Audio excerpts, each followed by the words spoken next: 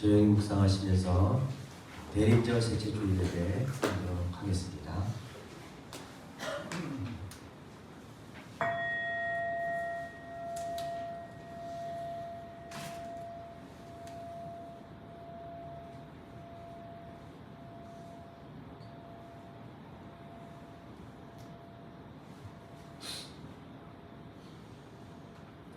먼 길. 내가 갈 길 이리 멀 줄 몰랐네. 길마다 매복된 아픔이 있어 옹이진 상처로도 가야 할 길. 가는 길이 어떨지는 물을 수도 없고 답하지도 않는 녹록지 않은 세상살이. 누구나 아득히 먼 길 가야 하네. 낯설게 만나는 풍경들, 큰 길 벗어나 오솔길도 걷고 물길이 있어 다리도 건너고 먼 길 가네. 누구라도 먼 길 가네. 때로는 낯설게 만나서 때로는 잡았던 손 놓고 눈물 흘리네. 그리워하기도 하고 슬퍼하기도 하고 미소 짓기도 하며 그렇게 간다네. 누구라도 먼 길 가네. 돌아설 수 없는 먼 길 가네. 아멘. 아멘. 이 시간 정희수 집사님 기도 인도해 주시겠습니다.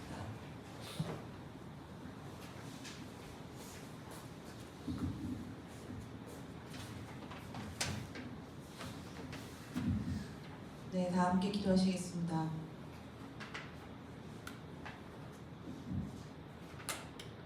정의와 평화의 주님, 오늘 이렇게 주님의 전에 나와 함께 모이게 하시니 감사드립니다. 아멘. 그저 모이는 것만으로도 더할 나위 없이 든든하다는 것을 이렇게 극적으로 느끼게 하시니 감사드립니다. 60여 년을 살아온 제 삶 속에서 신념처럼 믿어왔던 당신의 존재에 대해 가끔 사실 그보다는 더 자주 당신의 존재를 의심하곤 했습니다. 하나님 어디 계십니까? 계신다면 어찌 이럴 수 있습니까? 지난 열흘 동안에도 여러 번 의심했습니다. 연이은 실패 속에서 무디어진 칼날. 저들은 저리 철옹성인데 우리는 덩치가 커져도 작아진 그들을 당해낼 수가 없구나. 꼼수와 계략, 사명감 뒤에 숨은 지독한 탐욕, 대를 이은 무례를 보면서 조용히 눈을 감을 밖에. 그렇게 좋은 기회가 소중하게 만들어 온 희망이 비누 거품처럼 날아가 버렸을 때 역시 악은 철저하고 성실했음을 깨달았습니다. 우린 철저하지 못했고 깊지 못했으며 자주 잊어버리고 핑계를 댔습니다. 트럼프가 다시 세워지고 북과 우리의 관계가, 통일의 꿈이, 평화의 바람이 이제 내 생애 가운데선 그 달큰한 훈풍을 다시는 맛볼 수 없을 것 같아 절망하고 속이 쓰려 내게 남아있는 많은 날들에 대한 무력과 지루함으로 당신의 존재를 묻고 끊임없이 의심했습니다. 하나님 어디 계십니까? 계신다면 어찌 이럴 수 있습니까? 그러다 문득 우리를 부르시느니, 우리를 깨우시느니, 잔잔히 알게 하시느니, 늦은 깨달음으로 서로를 응시하게 하시느니,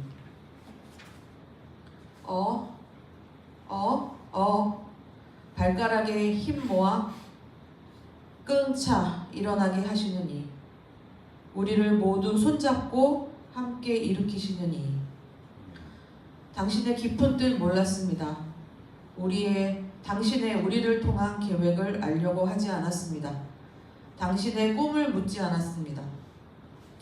아우슈비츠 학살의 수용소에서 하느님 당신은 이 순간에 어디에 계십니까? 하나님은 고통당하는 이곳에서 우리와 함께 고통당하신다.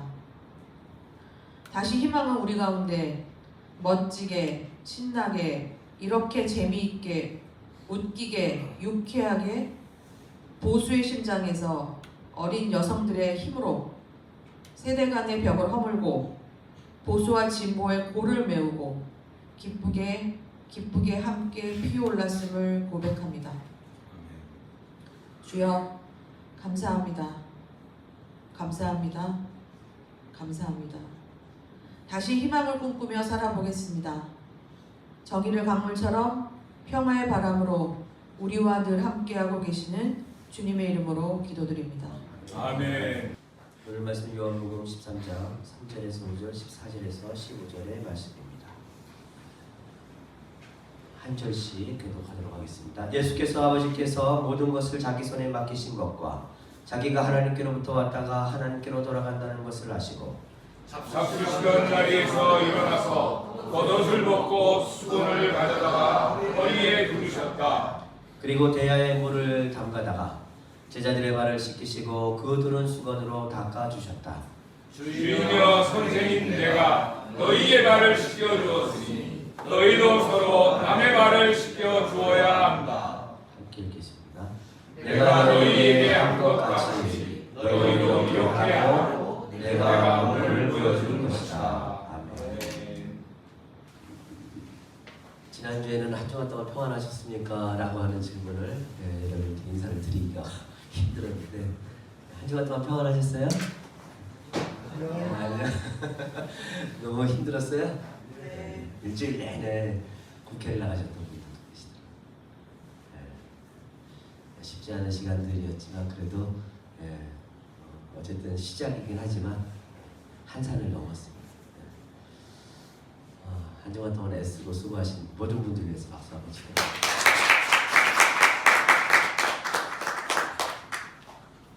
오늘 예배에는 우리 박지한 집사님도 춤으로 참여하고 계시고요.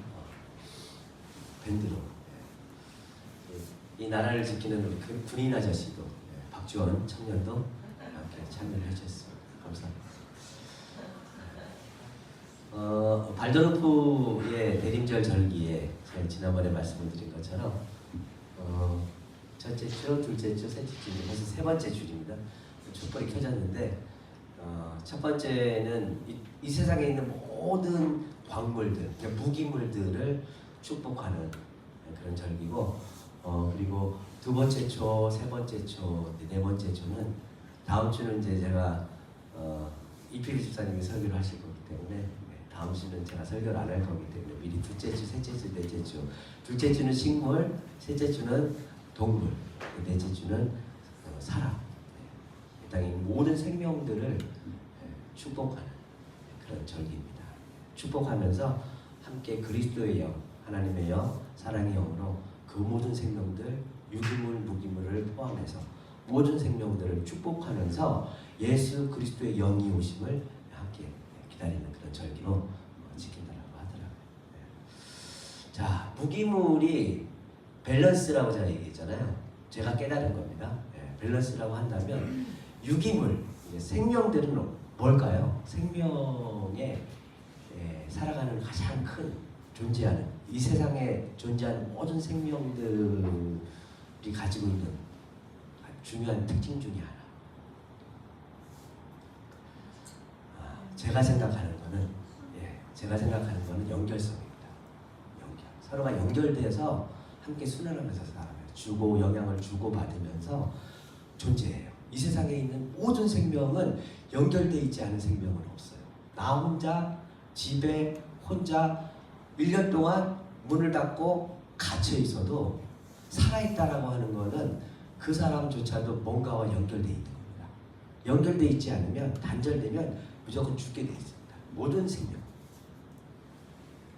여러분들 매일 아침 일어나서 햇볕을 쬐면 내 안에 뭐가 만들어져요?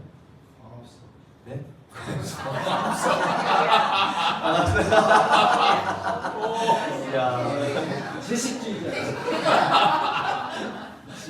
생명 햇볕을 쬐면 비타민 D가 만들어지죠.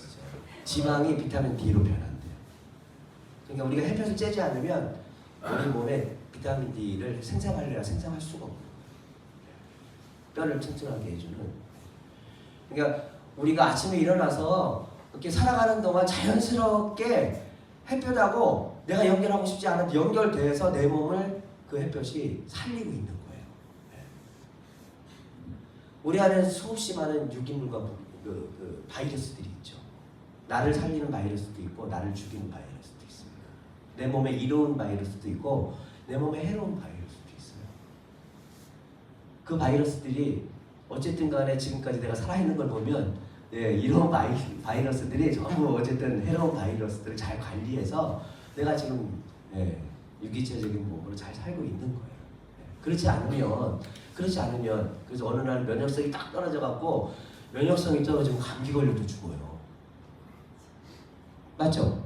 면역성이 없으면 감기 걸려도 죽어요. 폐렴이 와서 그 폐렴을 관리 못하면 목숨을 잃어요. 그런 걸 보면 우리는 수없이 많은 보이지 않는 사람만 연결돼서 사는 게 아니라 수없이 많은 보이지 않는 생명들과 유기적으로 연결되어서 서로 영향을 주고받으면서 존재하고 연결성이 끊어지면 바로 죽어요. 무인도에서 혼자 산다고 해서 그 사람이 로빈슨 크루즈가 혼자 살아남았다고 해서 혼자 존재한 게 아니죠. 맞아. 제가 동물을 키우지 않는 이유 중에 하나가 싫어해서도 그렇지만 상처를 너무 크게 받아서 그래요. 제가 기림이 어렸을 때 몇 차례 얘기한 적이 있는데 큐리라고 하는 햄스터를 키웠어요. 걔는 제 손에서 태어난 아이예요. 그러니까 꼼지락꼼지락거리면서 그 태어난 요만해요. 처음에 태어날 때. 태어날 때 제가 손을 받았거든요. 그래서 제가 꼼지락거리는 아이한테 그 요플레도 주고 막 이러면서 키웠더라고요. 그러니까 그 아이가 제 손에서 놀았어요. 제 손에서. 왜냐면 그렇잖아요. 항상 뭐 키우자고 해서 들어오면 아이들 안 봐. 다 엄마 아빠 몫이에요. 그래서 이제 그 아이를 계속 키우다 보니까 얼마나 많이 정이 들었어요. 근데 이놈이 계속 크다 보니까 저희가 어디 갇힌 데서 키운 게 아니라 모든 동물은 그래도 이렇게 열려져 있는 데서 키워 살아야 될 권리가 있다 해서 벽돌을 쌓아서 키웠어요. 이렇게 담을 쌓아서. 그랬더니 얘가 어느 시점이 되니까 이제 등치도 커지니까 점프력이 좋아진 거예요. 그래서 점프를 해서 나가더라고요. 분명히 고양이한테 잡혀먹었을 거예요. 근데 그 상처가 얼마나 큰지요. 그러니까 단순히 얘가 존재하는 게 동물로서 존재하지만은 저하고 연결돼 있으니까 저에게 때때로 위로가 되고 힘이 되고 저한테 마음에 뭐 힘도 되고 막 이런 역할을 해줬던 거예요. 근데 이 친구가 사라지니까 그다음부터 동물을 못 키우겠더라고요. 벽돌을 잘 쌓아야지. 네? 뭐요? 벽돌을 잘 쌓아야지. 품속에 넣고 키워야 돼. 품속에요? 벽돌을 제가 잘 못 쌓거든요. 정말 조금만 더 신경 쓸 걸 그랬어요. 덤으로 쌀 걸 그랬어요. 하다못해 동물들도요. 나와 연결되어 있는 동물들은 나에게 힘을 주고 에너지를 주고 함께 살아가는 데 있어서 그래서 자식 같다고 하잖아요. 자식 같다고 하잖아요.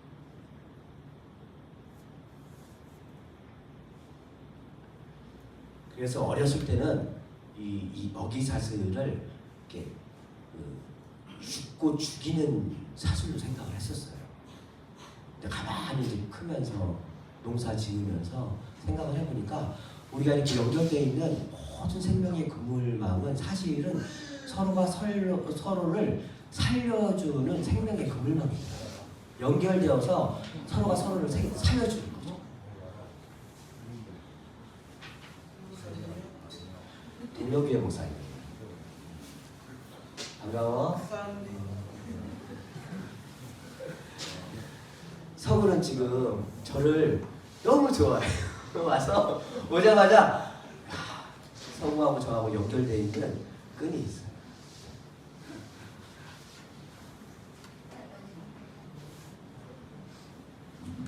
이런 연결만뿐만 아니라 제가 이번에 그 열흘 동안의 이 사건을 겪으면서 우리가 관계적인 연결망도 있지만 가치적인 연결망도 있더라고요. 가치적인 면. 이번 내란을 지켜보면서 야, 저 30분만 늦었어요. 30분만 늦었으면 어떻게 됐을까? 실제 그 계엄 군인들이 총을 가지고 오지 않았더라도 30분 일찍 원래 출동했던 시간대에 딱 와서 국회를 장악했어요. 아무도 못 들어가요. 군인이 막고 있으면 생각보다 들어가는 게 쉽지가 않습니다. 꼭 총을 들지 않아요. 맞아요? 아니 군인 아저씨 맞아요? 맞아요? 아 그러세요. 군인 아저씨가 그러면 그런 거예요. 더군다나 그 사람들은 공수부대, 특공대 얼마나 고된 훈련을 하는 사람들인지 몰라요. 일반인들하고 아마 1대 10으로 해도 결코 뒤지지 않아요. 뭐 HID 이런 사람들은 간첩 훈련을 받은 사람들이잖아요. 사람 한두 명 그 자리에서 이렇게 해치는 거는 일도 아닌 사람들이잖아요. 그런 사람들이 만약에 30분만 일찍 국회에 도착했었다라고 생각을 해보세요. 상상만 해도 끔찍합니다. 생각하기가 싫어요. 합참의장이 만약에 반대하지 않았어요. 네? 원점 타격하자고 하는 거를 합참의장이 그냥 하자고 하는 대로 그냥 다 했었으면 폭탄이 떨어지고 그러면 오고 가고 그런 상황에서 계엄은 또 뭐 생각만 해도 이게 막 끔찍해요. 네, 만약에 이런 것들이 굉장히 많아요. 네, 국정원 직원 계속해서 명령을 내리는데도 명령을 수행을 안 해요. 명령을 수행을 안 해요.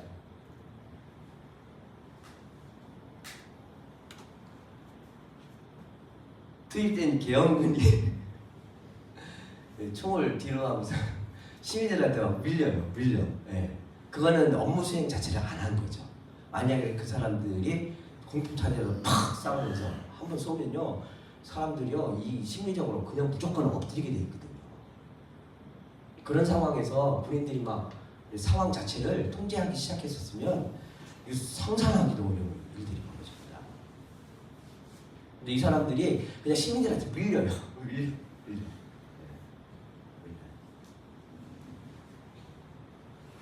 어떤 사람은 정말 가기 싫었던지 편의점에서 라면 먹다가 다시 돌아오고 이거는 사실은 80년대 같으면 상상하지 못했던 일입니다. 가만히 생각을 해보면 적지 않은 그 군인들, 적지 않은 군인들, 적지 않은 사람들이 이 부당한 명령에 대해서 충성하지 않았던 거예요. 그 명령에 대해서, 지시에 대해서 합당하게 의지를 가지고 적극적으로 대응하지 않았던 거예요. 사실 그것들이 파편적으로 존재했지만은 가만히 잘 보면요, 그게 다 이렇게 점과 점들이 이렇게 이어져 갖고, 이 죽임의 연결고리망을 단절시키고 살림의 연결고리망을 연결시켜서 살려간 거죠. 그 연결고리 안에는 그 연결고리를 이어가려고 했던 사람들의 마음 안에는 아까도 말씀드렸듯이 어쩌면은 서울의 봄이라고 하는 영화 속에서 봤던 수없이 많은 장면들, 제가 서울의 봄의 영향을 분명히 받은 건 확실한 것 같아요. 왜 그러냐면 헬기 타고 올 거라고 생각을 안 하고 무슨 장갑차나 탱크를 가지고 올 거라 생각을 하니까 차를 가지고 가서 막아야 된다고 생각을 한 거죠. 이거 완전히 구시대적인 사고방식인 거예요. 그죠? 서울의 봄의 영향을 받은 거예요. 제가. 그렇지만 그 영화의 영향을 받은 사람들도 있습니다. 그리고 아까도 말씀드렸듯이 어쩌면 한국 근현대 속에서 수없이 많은 이 땅의 민주주의를 위해서 땀 흘려 피 흘려 돌아가셨던 수없이 많은 사람들의 그 영령들, 혼들의 영향들을 받아서 그랬는지 몰라도 그 사람들이 점으로 존재하는 것 같았었지만 모두 다 이렇게 생명의 근물망으로 이 나라를 살려야 된다라고 하는 거, 어떤 식으로도 이 폭군에 의해서 이 나라가 지배돼서는 안 된다라고 하는 뭔가의 그 가치적인 연대의 틀을 형성했다라고 저는 생각을 합니다.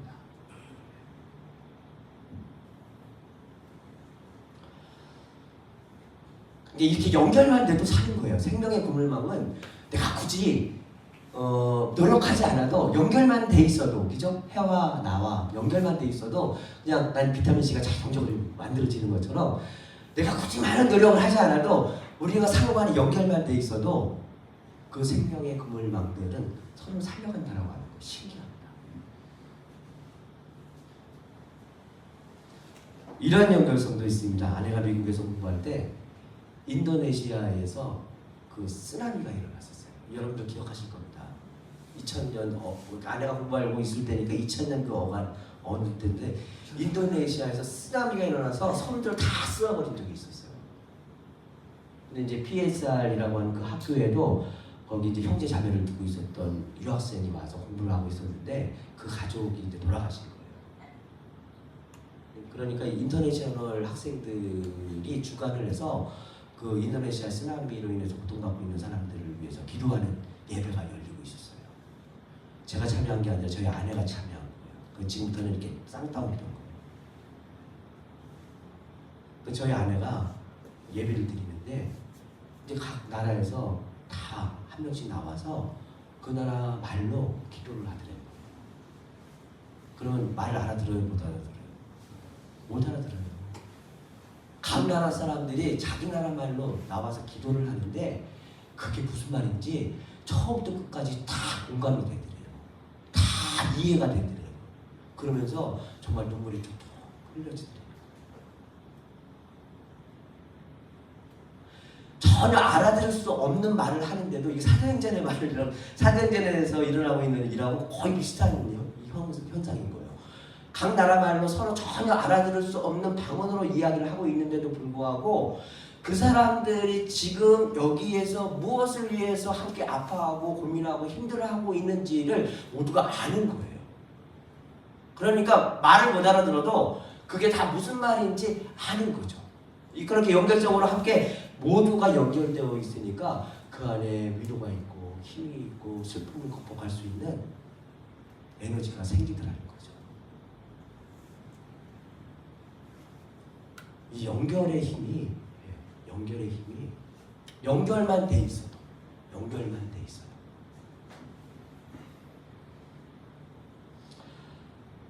오늘 읽은 요한복음은 자 마태하고 누가에는 예수님 탄생 이야기가 있다고 했죠. 근데 오늘 읽은 요한복음에는 예수님 탄생 이야기가 없습니다. 탄생 이야기보다는 오히려 요한복음이 아주 영적인 복음서입니다. 그래서 태초에 빛이 있었다. 아주 예수님 탄생 이야기가 아니라 아주 태초부터 거슬러 그러면서 예수님이라고 하는 존재를 요한복음은 굉장히 영적이고 신비적이고 아주 그런 존재로서 묘사를 합니다. 예수님은 세상의 빛이요. 예수님은 목자요. 예수님은 양의 문기요. 이런 식으로 해서 계속해서 예수님을 신비스러운 존재로서 계속 상징적인 언어를 써가면서 요한복음은 예수님이라고 하는 존재를 묘사를 합니다. 생명의 빵이요.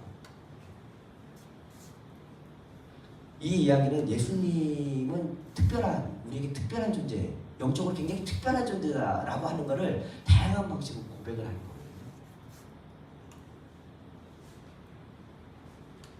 그러면서 예수님이 다양한 방식이요. 예를 들면 어떤 사람에게는 빛이고 어떤 사람에게는 생명의 빵이고 어떤 사람에게는 목자이고 어떤 사람에게는 문으로 들어가는 이게 집으로 들어가는 문이요. 이런 사람으로 묘사를 하고 있는데 그거의 핵심은 예수님은 특별한 사람인데 빛이요, 양의 문이요 이런 특별한 존재인데 그거의 핵심은 사랑이라고 하는 겁니다.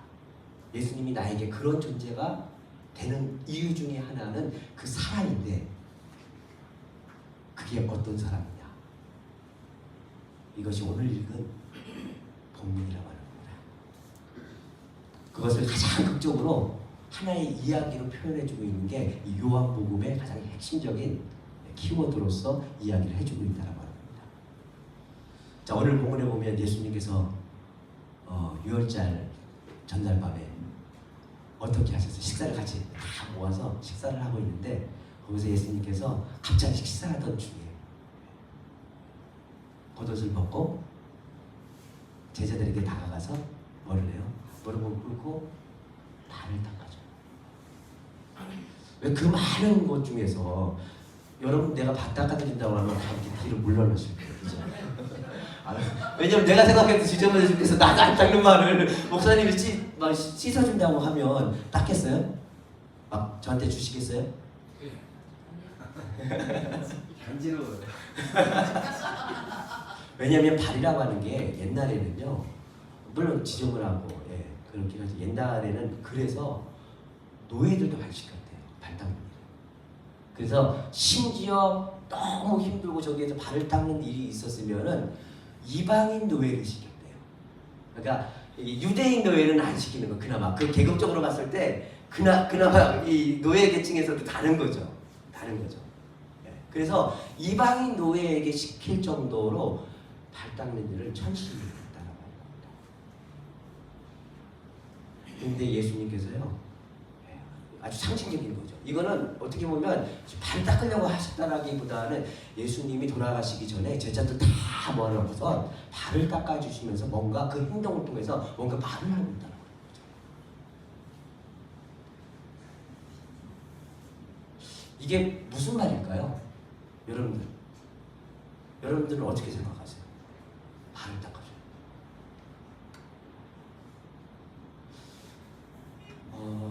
저는 앞에서 우리가 연결성을 얘기했는데 우리가 서로 함께 연결되기만 해도 사실 생각보다 많은 일들이 풀리고 많은 일들이 순환되면서 사람이 그 관계 안에서 살아나는데 사실은 우리가 살아가면서 연결성이 끊어지는 경우가 생각보다 많아요. 엄청나게 많아요. 저는 요한복음에서 이야기해주는 사랑이 어쩌면은 우리가 이 세상을 살아가면서 수없이 많은 연결성들이 끊어지는데 그 연결성들을 이어주는, 관계성들을 이어주는 해법으로서 예수님께서 우리에게 주고 계시는 영성의 한 부분이 아닐까 그런 생각을 해요. 그게 뭐냐면 자기를 비우고 자기를 낮추는 거. 내 이야기를 포기하는 거. 이게 아임사의 이야기예요. 비폭력 아임사, 인도의 정신의 아임사의 이야기하면 내 이야기를 나와 상대를 연결시키기 위해서 내 이야기를 포기하는 거예요. 제가 이탈리아 여행을 앞두고 뭘 했는지 아세요? 멀티 어댑터를 샀어요. 멀티 어댑터. 그게 뭔지 아시죠? 네. 그거 하나 사면요, 세계 어느 나라를 가도 다 꽂을 수 있어요. 그리고 다 쓸 수 있어요. 전압 상관이 없어요. 야, 그거 하나 사니까 두려움이 없더라고. 여행 갈 때 내가 이 콘텐츠 꽂는 거에 대한 두려움이 없어요. 여러분 잘 생각해 보십시오. 우리가 관계에서 연결을 할 때 나든 타인이든 멀티플하면 내가 유연성 있고 내가 어떤 것도 다 수용할 수 있는 품을 가지잖아요. 그러면 어떤 관계도 끊어지는 경우가 없어요. 그렇죠? 왜냐하면 상대가 120을 아무리 고집을 해도 나는 120, 220, 380까지 심지어는 다 꽂을 수 있는 멀티플한 것이 나한테 장착이 돼 있으면 상대가 아무리 110을 고집해도 다 나한테 꽂혀야 꽂혀요. 연결이 되죠. 거꾸로. 나는 120만 계속 고집을 하는 거예요. 나는 딴 생각을 안 해요. 내 사고에 고착이 돼서 나는 이 삶의 방식이 옳고 그렇기 때문에 그것만 고집하면서 인생을 살아간다 손치더라도 상대방이 멀티플하면 그래서 어떤 코드가 와도 다 꽂힐 수 있는 준비가 되어 있으면 그 관계도 연결이 됩니다. 그래서 사실 우리가 연결되어서 살아가는 사람들을 가만히 보면요, 둘 중에 하나, 내가 뭔가 이게 닫혀 있더라도 상대가 열려 있거나, 아니면은 선택적인 거죠. 내가 어떤 사람한테는 닫혀 있지만 어떤 사람한테는 열려 있는 거예요. 그래서 그 연결성이 다 연결이 되어 있는 거죠. 그러면 잘 생각해 보십시오. 누군가가 나와 연결이 너무 힘들어. 잘 안 돼. 계속 안 돼. 그 얘기는 뭐예요? 상대에도 문제가 있지만 나도 문제가 있는 거야. 상대는 120을 고집하고 나는 220을 고집하는 거야. 220을 갖다가 다 꽂아버리는 거예요.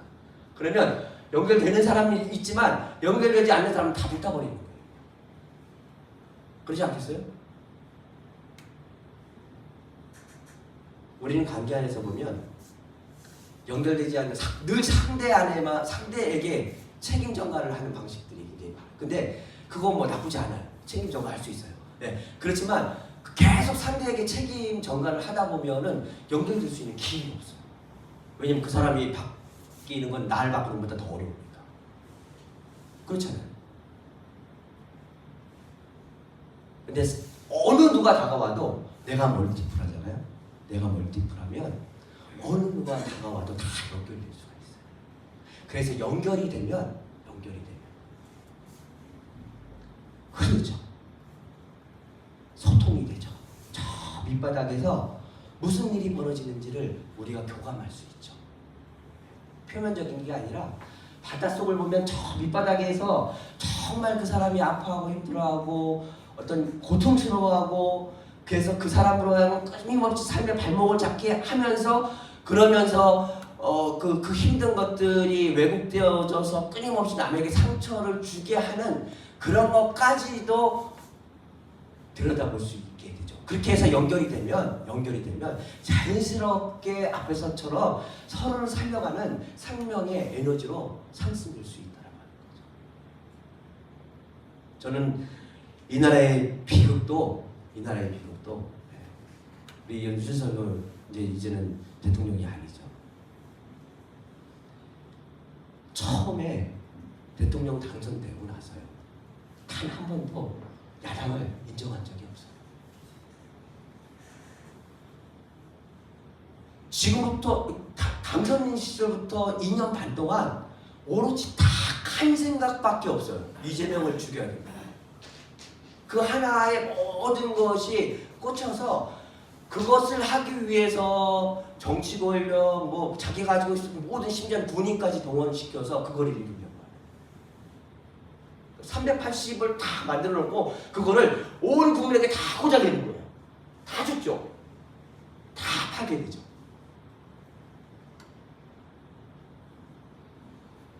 그냥 일개 개인이면 상관없어요. 그죠? 그러니까 개인이면 연결시키지 않아도 되죠. 근데 나라의 지도자잖아요. 그리고 나라 살림을 하는 사람이잖아요. 그러면 나와 생각이 달라도 야당 대표, 입법부, 사법부 대표들 인정하면서 이야기를 들어보고 함께 연결하려고 노력하고 어떻게 하면은 지금의 난국을 헤쳐나갈 수 있을까를 생각하고 이런 식으로 해서 내 안에 가득 차 있는 내 생각을 일단 정도 내려놓고 상대의 이야기를 경청하면서 이야기를 들으면서 그 이면에 있는 그 아픔까지 헤아릴 수 있다면 오늘의 사태가 일어나지 않았겠죠. 야, 탄핵이 됐는데도요. 끝까지 국민하고 싸우겠대요. 이해를 할 수가 없어요. 그거는요. 어떤 삶의 순간이 와도 나한테 꽉 차 있는 내 여기에 이게 오를 수도 있죠. 근데 세상에는 오른 게 그 하나만 있는 건 아니잖아요. 윤석열 대통령이 옳다는 얘기가 하는 게 아니라 그게 오를 수 있어요. 어떤 사람은 사고 하나 가지고 있는 그게 오를 수 있어요. 그렇지만 세상에는 그거 하나만 오른 게 아니잖아요.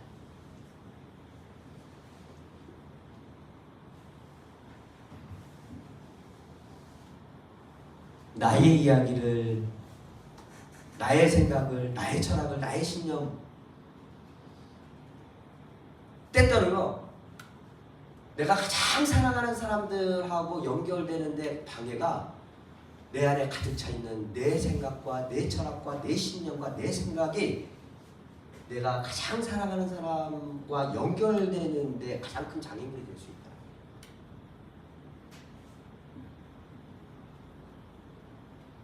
우리는 살리는 일이 중요하지 사실은 내 이야기가 중요한 게 아닙니다. 어떤 관계든지 연결돼서 서로가 공생할 수 있으면 살리는 게 중요하지. 그렇지 않아요?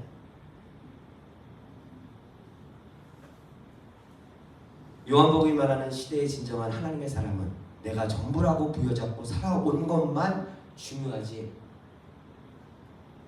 중요하다라고 생각하지 않는 사람입니다.